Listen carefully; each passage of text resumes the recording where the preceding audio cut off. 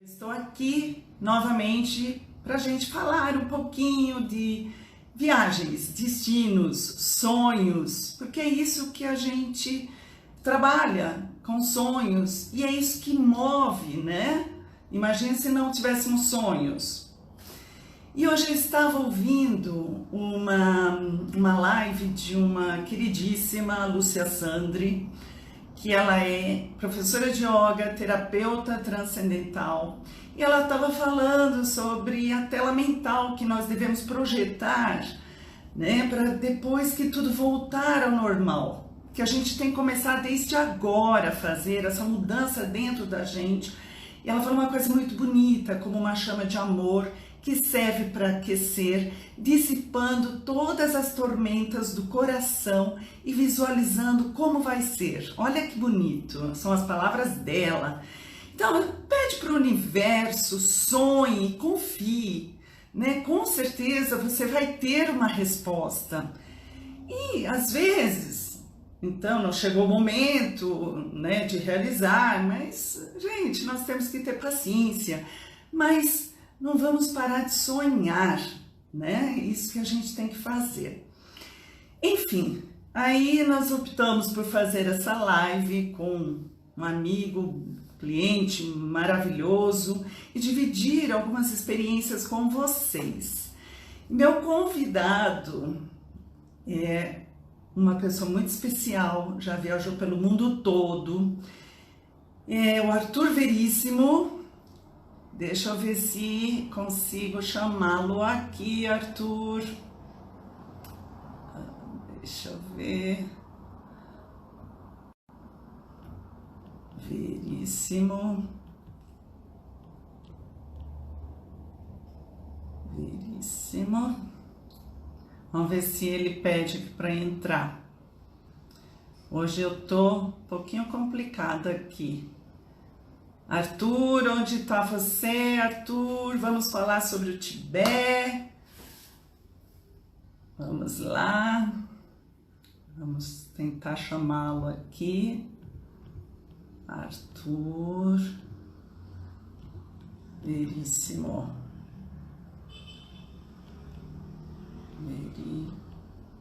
Veríssimo.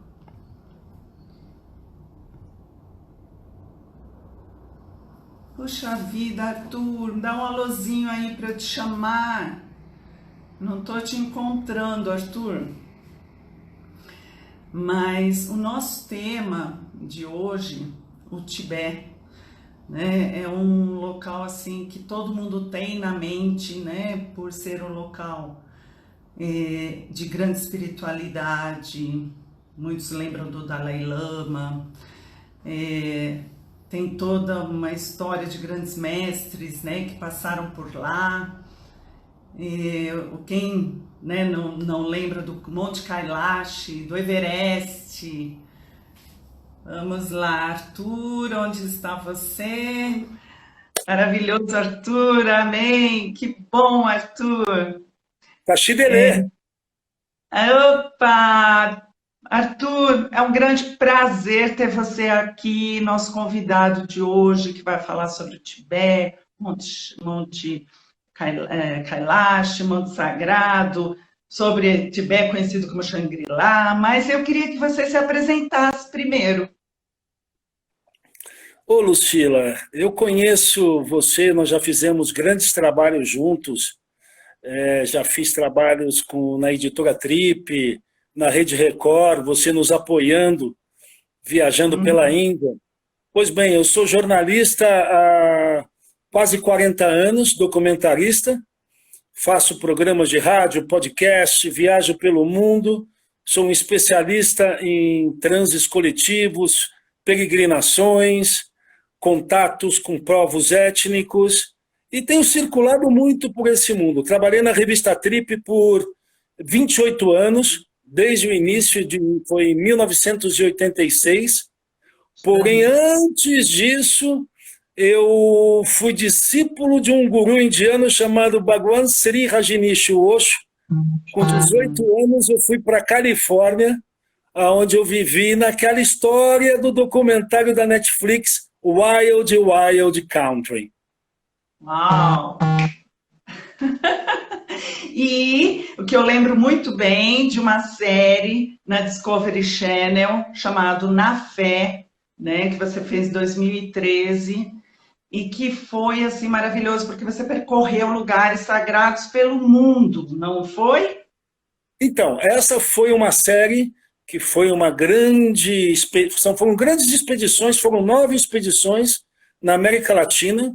Dentre estas, nós fizemos 3 no Brasil, uma em Cuba, retratando, fazendo um recorte da santeria. Nós fomos ao Haiti, onde nós fizemos o voodoo no Haiti, todas as suas correlações com as nações africanas. Fomos ao México, fazer a grande aventura no estado de Chihuahua, com os índios rarámugis, os pés ligeiros, aqueles que correm 300, 400 quilômetros. E aqui no Brasil fizemos uma festa fascinante que eu recomendo a todos, quando tivermos possibilidade, que é o Círio de Nazaré, em Belém do Pará. Eu fiz a experiência da corda, também a festa de Rio Vermelho de Iemanjá, que acontece todo dia 2 de fevereiro, que é fascinante, na Baía de Todos os Santos. Também estive no Maranhão, fazendo os Encantados, e pelos Andes na festa do Colhurite e na festa do El Tinco. A festa do Colhurite é uma das festas mais lindas que existe no planeta Terra. É ao lado do Alçangate. Eu estaria lá agora, caso a gente aconteceu a pandemia, e todos nós que lidamos com turismo tivemos que reestruturar as nossas aventuras e trabalhos, né? Sem dúvida, que eu estava falando para eles antes de você entrar, não sei se você conseguiu me ouvir, que o que nos move são nossos sonhos, né? Esperanças. E é isso que a gente tem que fazer, né, Arthur? A gente tem que dividir esse conhecimento com os outros, mas despertar isso, que tudo é possível. Joga para o universo com certeza ele vai te responder. Aconteceu comigo isso, acho que aconteceu com você, né? E se for para ser, se você tem uma vontade dentro de você de conhecer esses lugares lindos, sagrados, que agregam valor na nossa vida, tanto espiritual como histórico, cultural, nos faz se sentir mais humildes. É fantástico. Então, você pode se planejar. E o Arthur está aqui para falar sobre Tibete, como eu falei, né? Conhecido como Xangri-Lá, e referência de lugar sagrado, de grande religiosidade, tradição, Dalai Lama, uma série de coisas que vêm às nossas mentes, né? E me conta um pouquinho, eu sei que você já foi para a Índia, assim, milhares de vezes, né? Nem sei quanto, e me conta quantas vezes você foi aí para o Tibete, para o Monte Kailash, e o que tem de tão especial assim que você volta? O que te faz voltar para esses lugares?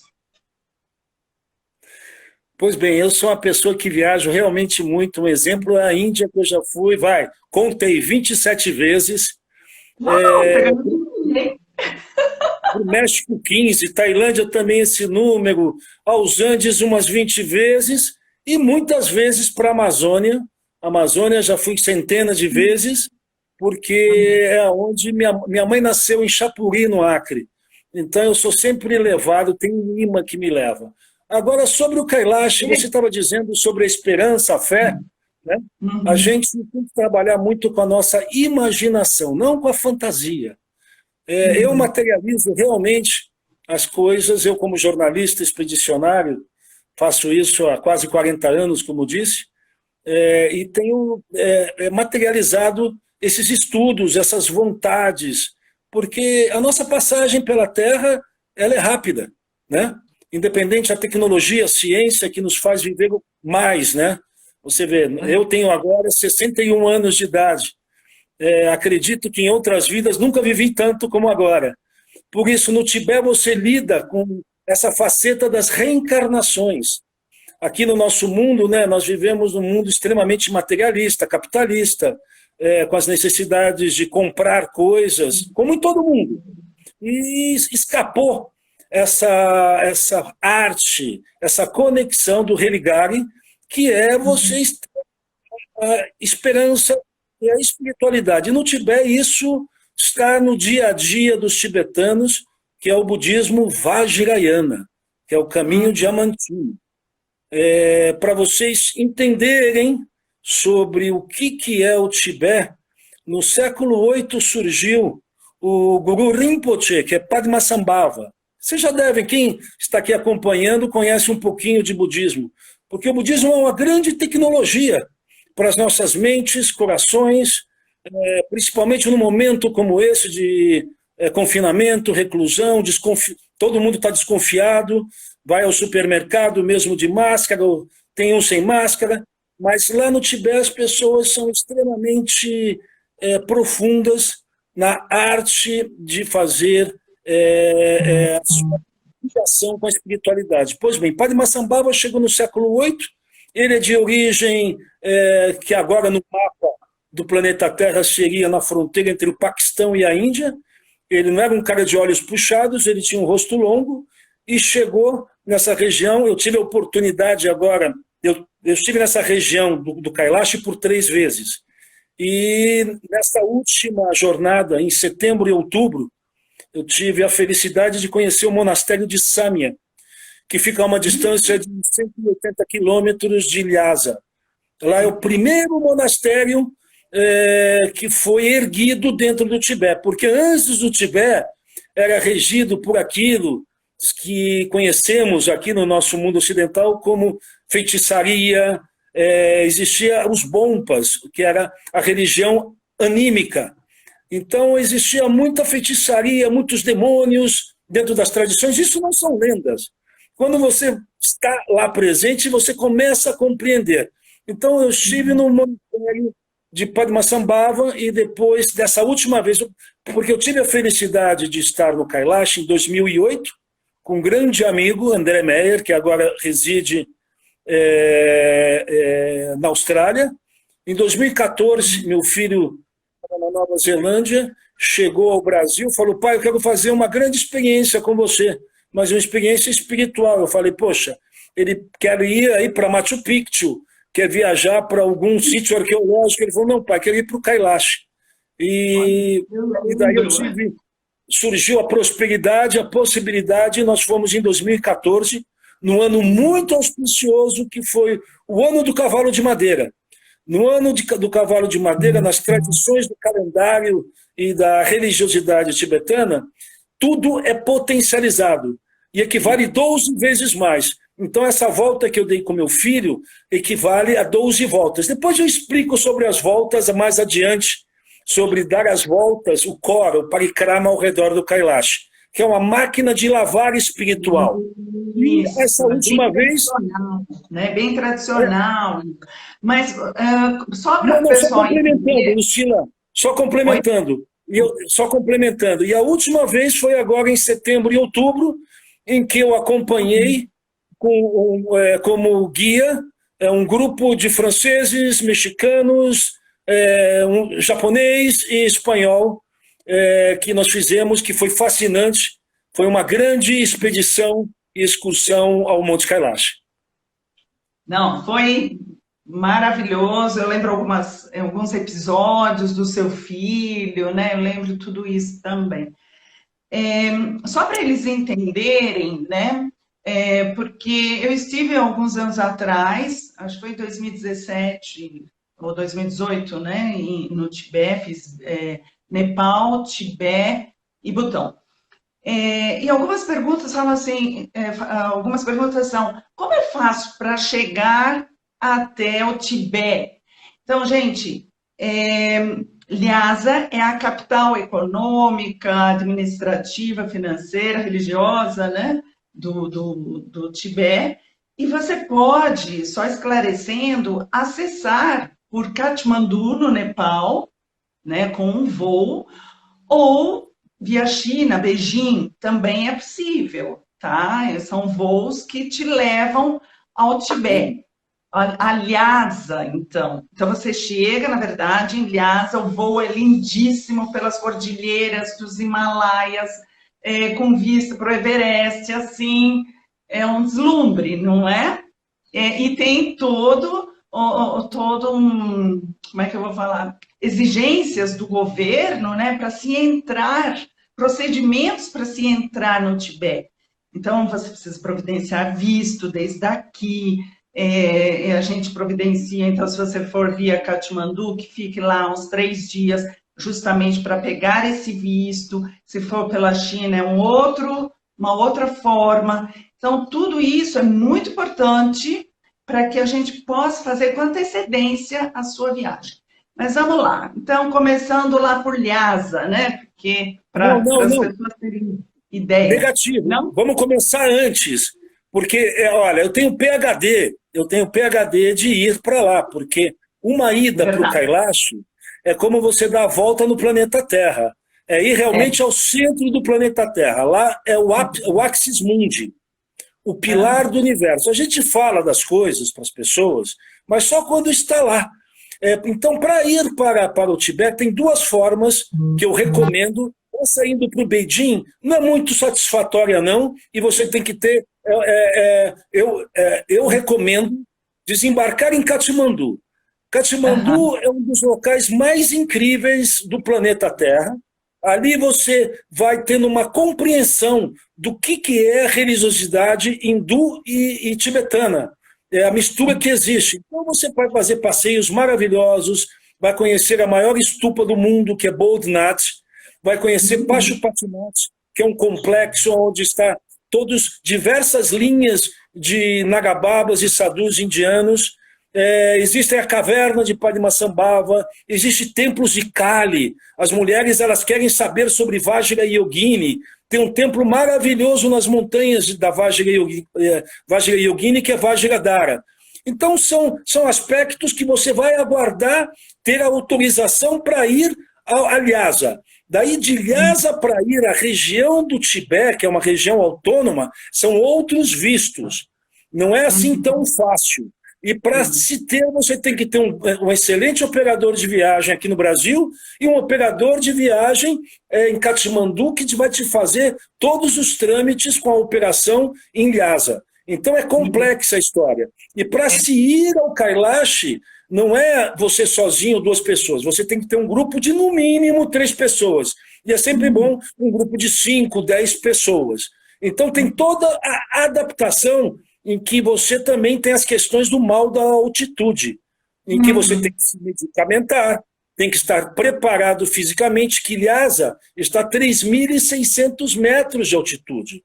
Então você tem que ter todo um preparo de saúde mental, espiritual e física, né? Você chegando em Lhasa, os serviços no aeroporto é impressionante, Lucila. Para quem está nos acompanhando, você chega, conversa com os aduanas, apresenta o seu passaporte, logo depois você bota o seu passaporte numa máquina e a máquina te responde em português, falando o seu nome por inteiro. Então, a inteligência artificial está presente nesse local que é o Tibete, lógico. É uma das grandes atrações do turismo planetário, mas é extremamente distante, né? Como eu disse anteriormente, sem menosprezar, ir a Machu Picchu ou ir a Bali, compreende?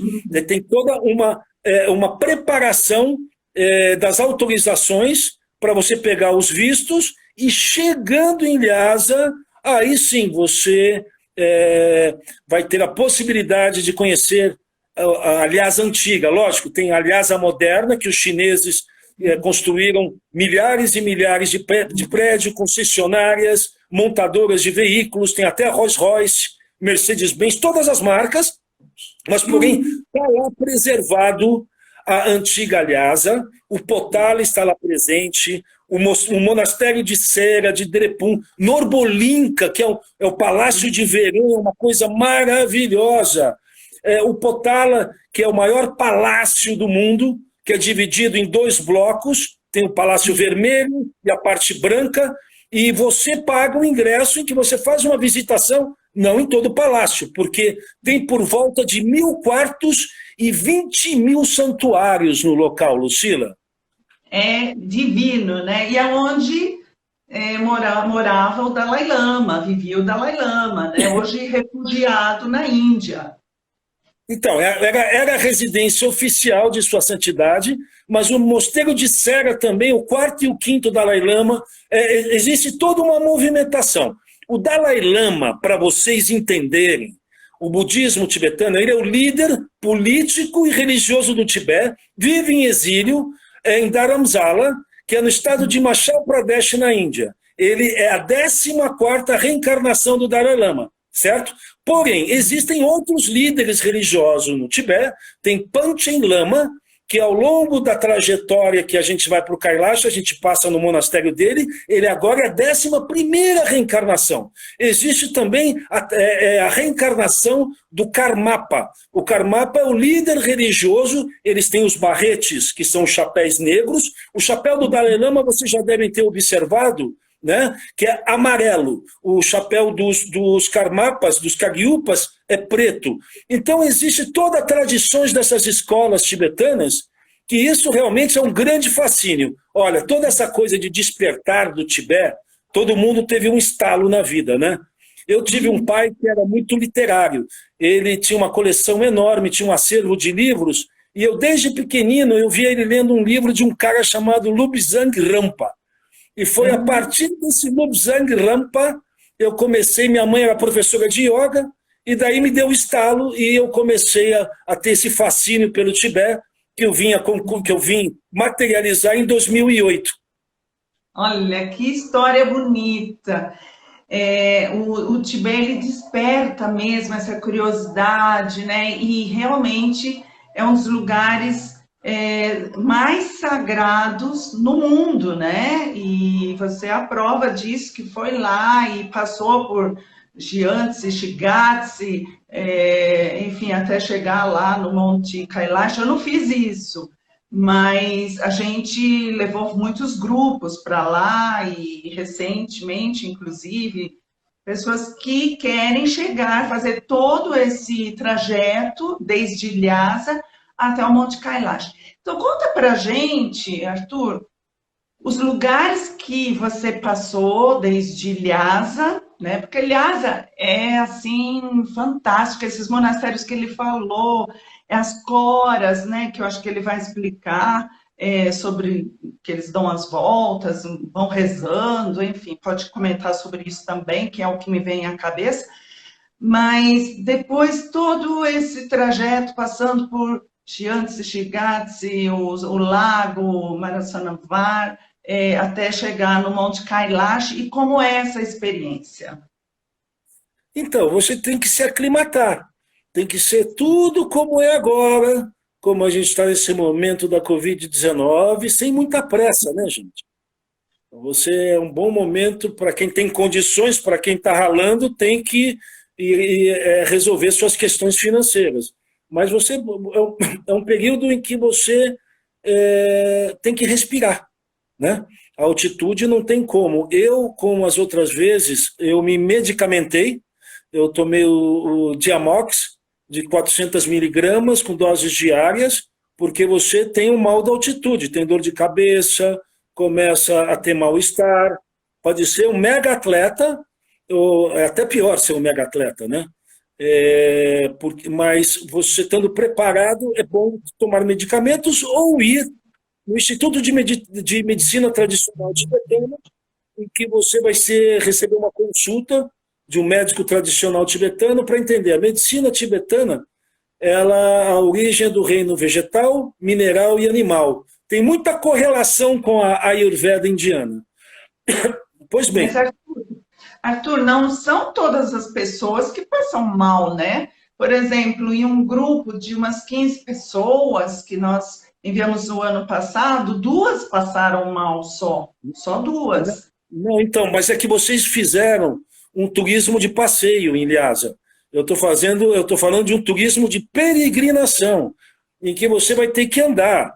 Em Lhasa, poxa, tem um conforto de um belíssimo, tem os hotéis são tem de 4 ou 5 estrelas, os restaurantes são excelentes, o turismo espiritual mas peregrinação é uma outra faceta do turismo místico, Lucila.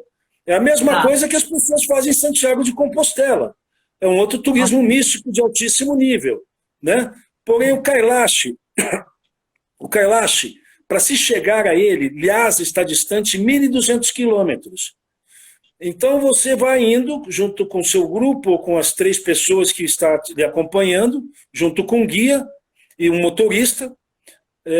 Em 2 vezes nós levamos um cozinheiro, porque tem dificuldades na época de alimentação, agora nem tanto. Nós, nessa última que nós fizemos em 2019, setembro, outubro, foi tudo impecável ao longo da viagem, é um grupo grande, mas nas outras vezes nós levamos cozinheiro. Pois bem, você vai passando pelos mosteiros mais lindos, em Shigatse você passa no Tashilhunpo, né, no Peungkor Dok. Então você tem os lagos, você vai passando por lagos incríveis, daí você vê matilhas de mastim tibetanos, que são aqueles cães gigantescos, e você vai indo pela estrada ao lado, toda a crista do Himalaia, e até o momento em que se destaca o Kailash lá longe. O Kailash, para vocês entenderem, ele está em todas as escrituras, nos Puranas, nos Vedas, nas tradições do hinduísmo, do budismo, de todas as linhas.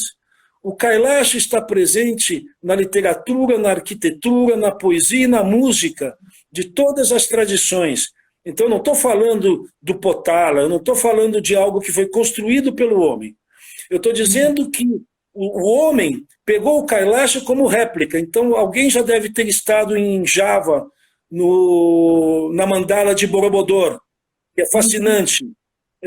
Angkor Wat, no Camboja, que é uma das joias mais preciosas da arquitetura planetária, é tudo réplica do Monte Kailash. Para vocês tomarem conhecimento, ali, o Monte Kailash, nas tradições do hinduísmo, é a morada do casal Shiva e Parvati. É lá que eles moram, no topo da montanha. Na tradição do budismo, tem 108 bodhisattvas ao redor, em estado de meditação, e ali é a morada de Denchok e também de Chakrasamvara e sua consorte Vajradhara, que é Vajrayogini.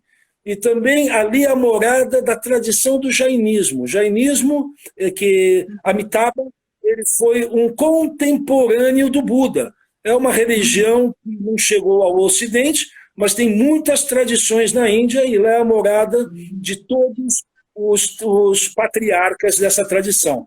Outro detalhe, nunca ninguém subiu no topo do Kailash. Não tem essa obsessão, lógico, cada um tem os seus caminhos, mas as pessoas têm essa tradição de subir o Everest, o Lhotse, o Makalu, os Annapurnas, cheguei no topo da montanha, logo depois, sim, está naquele estado de graça. O Kailash, você compartilha a peregrinação. É como esse momento que você está vivendo. Na base da montanha. Na base da montanha em termos, porque você caminha a 5.000 metros de altitude.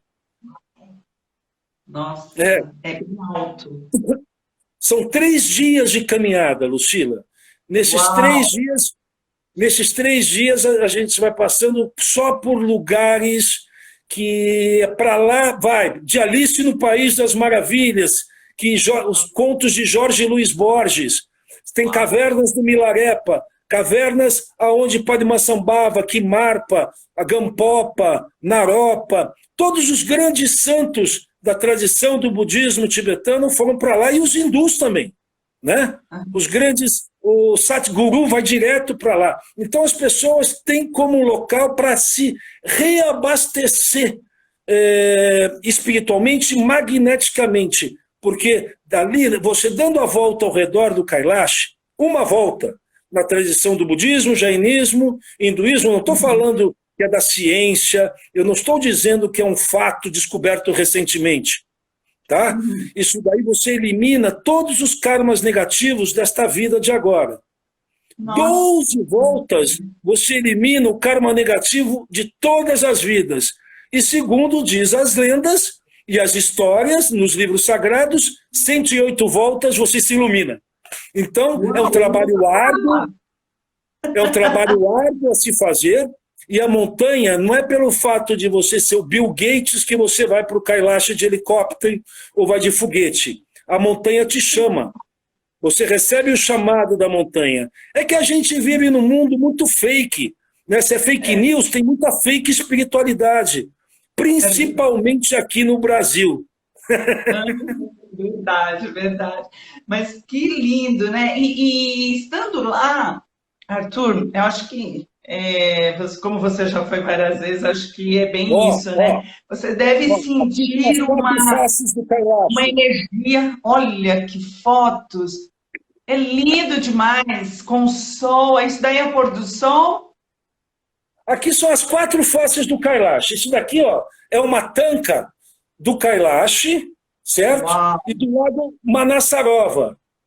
Uhum. Para entender, o Azul, lago ele é Manassarova. azul. Ele é azul, assim, azul claríssimo, assim como está aí na foto, esse lago. Deixa eu complementar. Deixa eu dar mais um respaldo na parte geológica e cosmológica do que é o Kailash. Há 65 milhões de anos atrás, o Tibete tinha vista para o mar e a Índia era uma ilha. As placas tectônicas se encontraram, certo?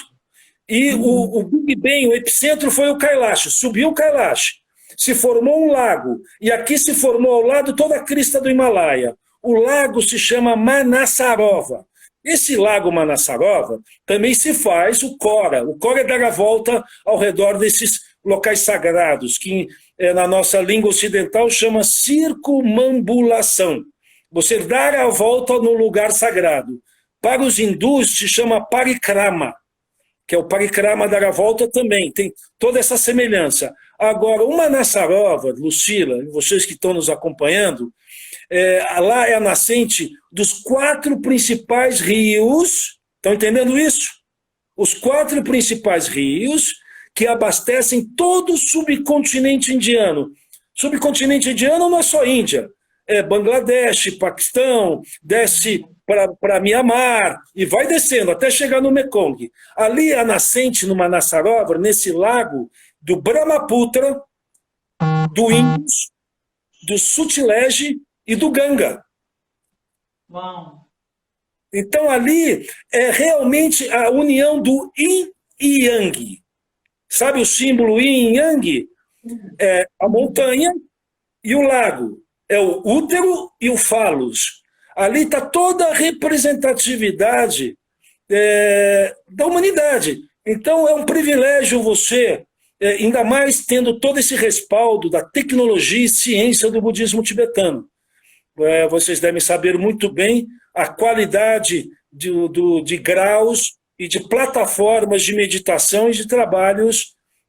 Para terem uma ideia, as prosternações que aqui no nosso mundo ocidental, as pessoas, aqui perto de São Paulo, pagam promessa para ir para Nossa Senhora da Aparecida, né? Pela estrada. Lá os peregrinos tibetanos, eles vêm de Lhasa até a base do Kailash, que é Darchen, Darpot, isto é, fazendo prosternação durante semanas. Então você lida com essas pessoas no dia a dia, e pessoas que realmente eles estão fazendo uma transmutação em seus corpos de espírito. Porque para fazer prosternação é um baita exercício físico também. Puxa vida, eu imagino. E isso a gente, nossa, se depara com toda essa tradição, uma tradição milenar, né? Como você falou, tantos milhões de anos que surgiu e o povo vem. Quando eu fui para lá, eu já vi assim um pouco de influência chinesa, né? Dos chineses, mas eles mantêm, né? Mantêm tudo isso, mantêm essa tradição. E como é, Arthur, passando por esses lugares, os hotéis, né? Ou que nível de hotelaria você encontrou, né? Isso ajuda muito quem está nos ouvindo aí, que são agentes de viagens, né? Olha, em Lhasa, ó, por falar nisso, em coisas, Lhasa também, para quem gosta de comprinhas, que quer montar, que tem o seu acervo, porque eu tenho um museu na minha casa, né? Imagina, eu viajo muito para destinos, Madagascar, Amazônia, Papua Nova Guiné, morei em Bali, mas em Lhasa, como em Lhasa, como em Katmandu, né? Os antiquários de Katmandu não existem, Nova York é chulé, Paris é insignificante de temas orientais, eu estou dizendo. Então, a memorabilia, um exemplo, ó, isso aqui é uma típica máscara de danças tibetanas, em que você encontra com adereços, com búzios, porque ali era uma região de mar, que eu vou mostrar coisas para vocês. Lá, como existem na França, na Itália, aqui no Brasil, lojas onde tem acepipes e vinhos deliciosos. Lá tem lojas de incenso. Então, existem boutiques de incenso dos mais variados tipos. E os incensos tibetanos, né? Os incensos tibetanos são fascinantes. Além de serem incensos em bastões, você encontra em forma de essências ou de resina que você mistura com carvão. Daí deixa o seu ambiente, você vem para o Brasil ou para a Argentina, para a Colômbia, onde você mora, e tem aquele perfume, todos esses aromas dentro do seu escritório, da sua casa. Então, são coisas que eu recomendo. Além disso, você encontra todo esse acervo. Esse daqui é o santo que eu tenho uma ligação muito grande, que é Milarepa, né? É o santo Milarepa, ele tem muita relação, muito semelhante a São Francisco de Assis, das nossas tradições católicas, né? E você encontra excelentes, tem uns 4 hotéis, a parte dos serviços do receptivo é excelente, os guias tibetanos são impecáveis, falam inglês, francês, o que você precisar, né? Português eu não encontrei guias, mas eles falam inglês impecavelmente.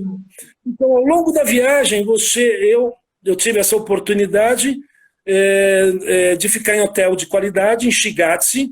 Em Shigatse eu tomei um susto, porque na recepção, na volta, quando a gente veio do Kailash, tem mais coisas para contar sobre o Kailash, mas quando a gente voltou em Shigatse, nós fomos num hotel diferente, no serviço tinham 3 recepcionistas, e também, novamente, eu aperto o dedo no elevador, o elevador responde agradecendo a minha presença, Arthur Veríssimo, em português.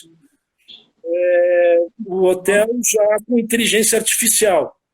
Gente. Isso no interior da China. Então, os serviços são realmente muito, muito interessantes. Restaurante, tem a tradicional comida nepalesa ou tibetana, porque o Tibete, os reis tibetanos se casaram com muitas rainhas e princesas nepalesas. Se você for ver os afrescos dentro dos templos e monastérios, a tradição é Newari. O Newari é a minoria majoritária do Nepal. Por isso que eu recomendo a vocês, não vai para Beijing, vai para Katmandu para começar essa jornada. Katmandu é maravilhoso. E já que você falou em Shigatse, Shigatse é a segunda maior cidade do Tibete, né? E tem um monastério lá de 1447, que é o Tashi Rumpo. É isso? É o Tashi Rumpo. Não, é o monastério oficial do Panchen Lama, que é uma das 3 lideranças do Tibete. Independente a ter grandes outros Rinpoches que estão em atividade pela Europa, pela Califórnia. Aqui no Brasil nós tivemos grandes Rinpoches que fizeram visitas reencarnados, porque a mensagem do Dharma está à disposição de qualquer um, de você receber um refúgio. O refúgio, o que é o refúgio?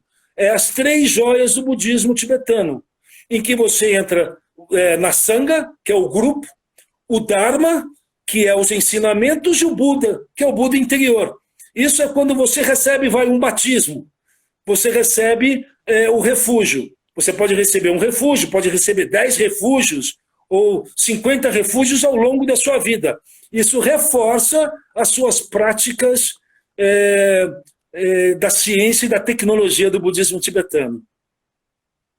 Nossa, você tem muito conhecimento, né, Arthur? Que bom! E é interessante que você acumulou esse conhecimento durante todos esses anos, de diversos destinos aí pela Ásia, né? Então, tantos nomes até para a gente às vezes fica difícil, né, entender quem não conhece bem, realmente fica difícil.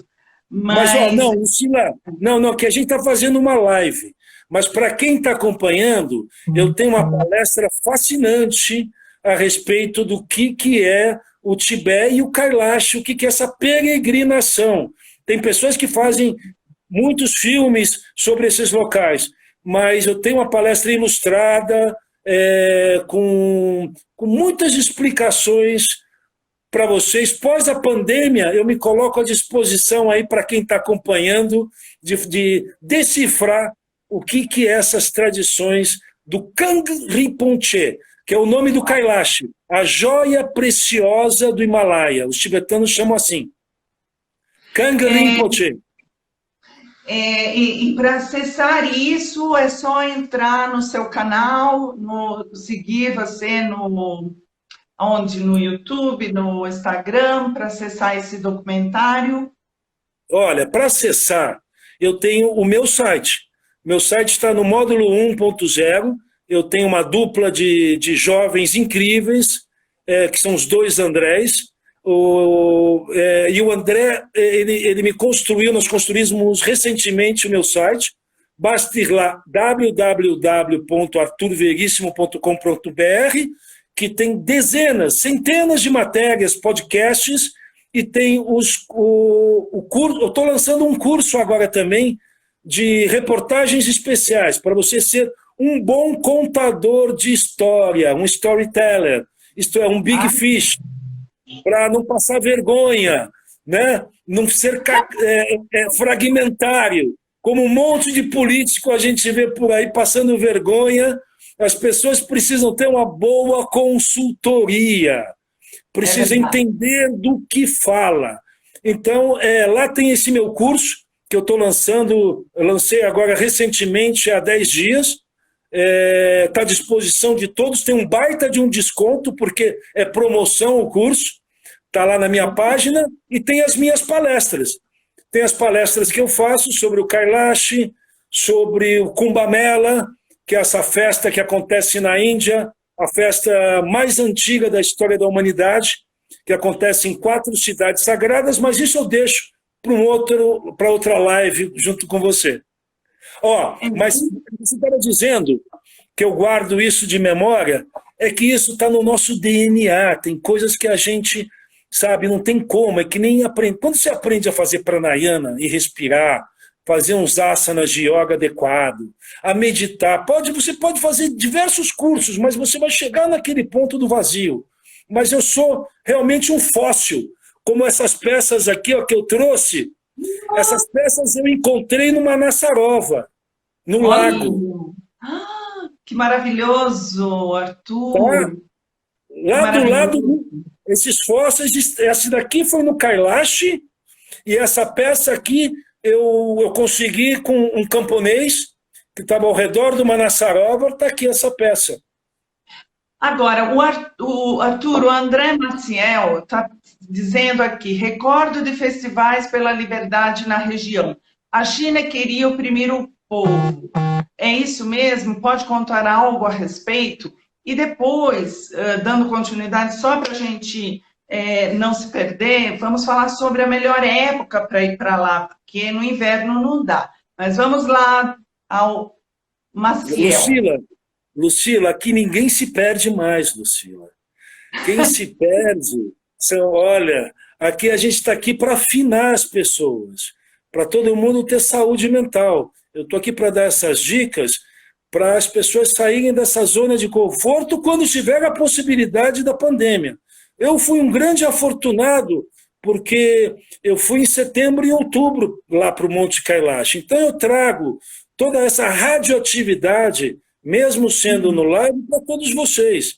Eu sei qual é a minha função, mesmo eu não sou nenhum santo, nenhum xamã, nenhuma pessoa um tulco tibetano. Eu sou um humilde servo do Kailash, oferecendo as dicas para todos vocês, tá? Maravilha. Mas é importante essa questão do período, porque, claro, está lá no meio dos Himalaias, e o Tibete Sim, ele perdão. mesmo durante Não, o inverno. O período é muito fácil. O período começa a janela em maio. Maio tem a mega festa, que é a data de Buda, da iluminação, né, de Buda, do nascimento e da morte de Buda, que chama Sawadava. Acontece em Darpot. A base você começa aqui, que é Darchen, e aqui você dá a volta ao redor da montanha. Aqui é um lugar chamado Tarpot, onde tem milhares e milhares de bandeirolas, como essas daqui, que são as prayer flags, são bandeirolas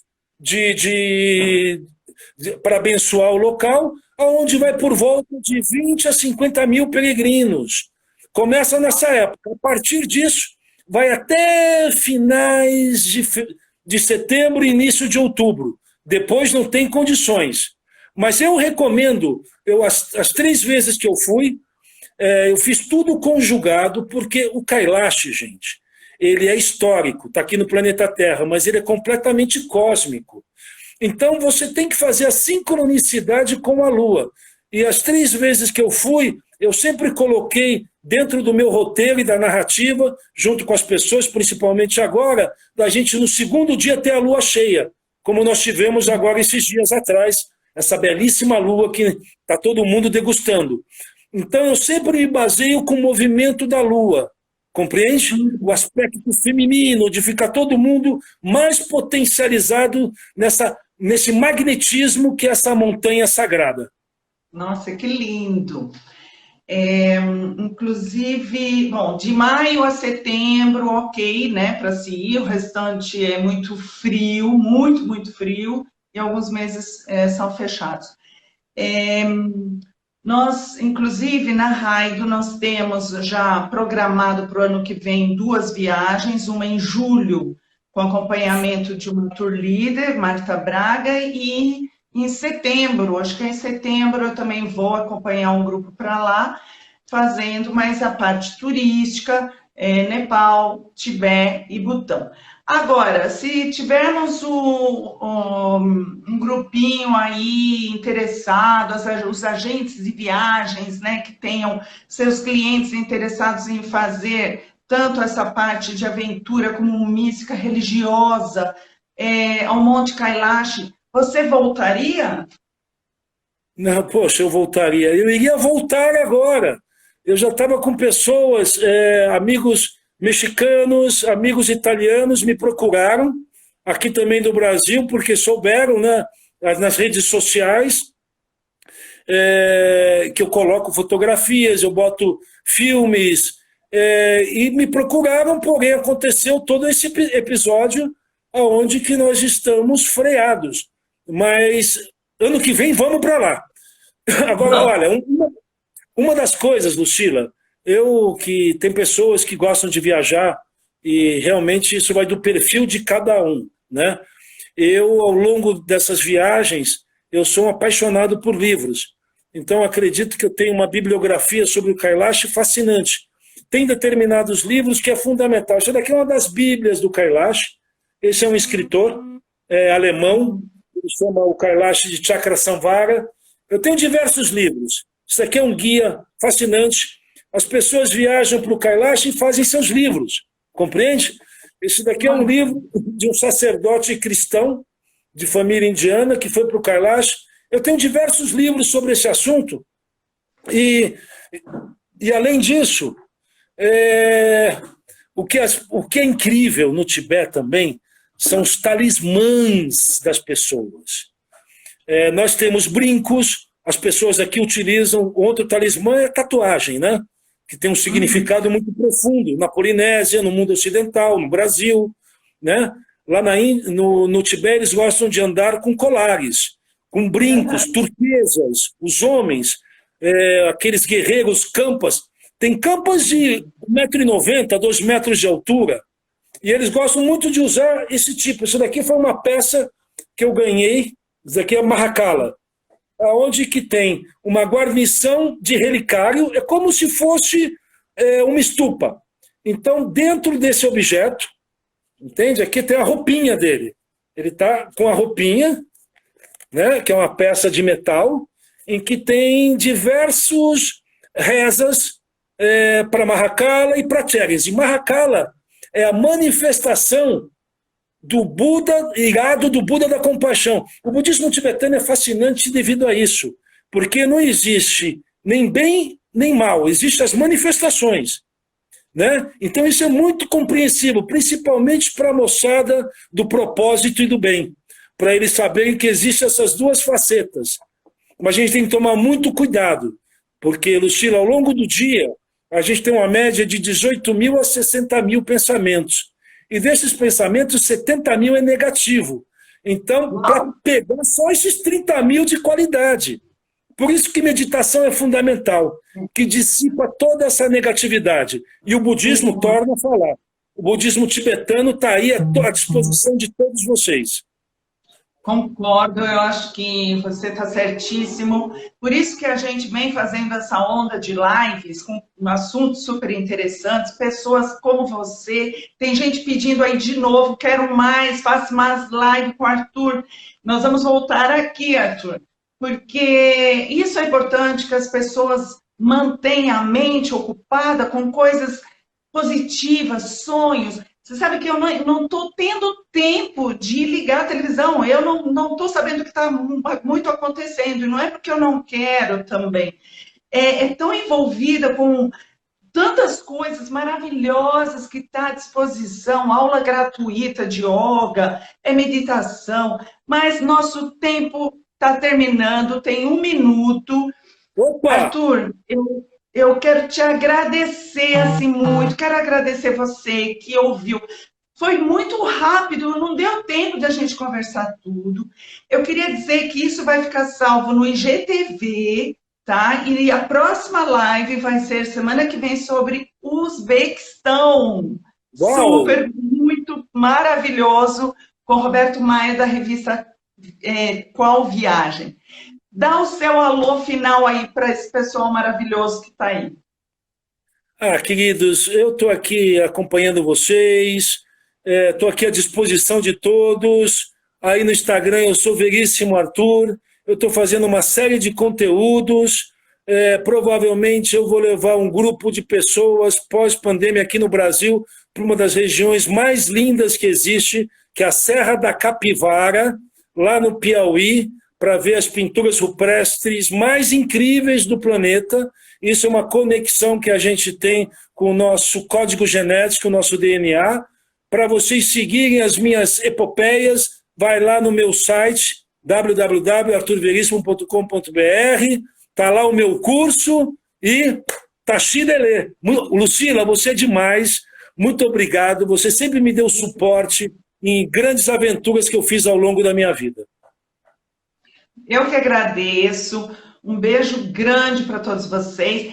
E Arthur, vamos combinar essa sua viagem aí, tem muita gente escrevendo, quero ir, né? Os agentes de viagens, que tem esses clientes interessados, que vão seguir, porque você tem uma experiência incrível, né? Magnífica, e que só tem a agregar, né, nas viagens das pessoas. Eu acho que viagem tem que agregar mesmo. Ah, que lindo! Milareta então... na cabeça! Gente, um beijo grande para todos. Vanusa, linda! Nós vamos juntas, hein, Vanusa? Vamos para lá, em setembro, hein? Eu estou à sua disposição, Lucila. Legal. Beijo grande para vocês, viu? E vamos fazer outra, hein, Arthur? Vamos. Tchau, beijo. Tchau, tchau.